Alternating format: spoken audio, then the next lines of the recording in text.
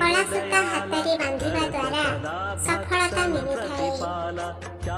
कला सूता अंटारे बांधिबा द्वारा पेट एवं छाती रोग और मोटापण होइनଥାଏ।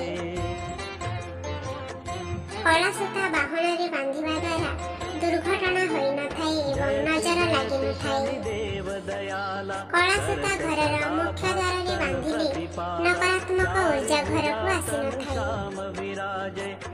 कला सूता पादरे बांधिबा द्वारा शनि ग्रह एवं नजर ठीक होइଥାଏ। एही माने ही अभिशाप रे अविवाहित कन्या सहित जी सहवास करे भिन्नक्षम लोक को जी कष्ट देइଥାଏ। खराब काम करी जी शास्त्र विषय रे ज्ञान देइଥାଏ। गोचर पड़िया को जी निजर करी देव संपत्ति जी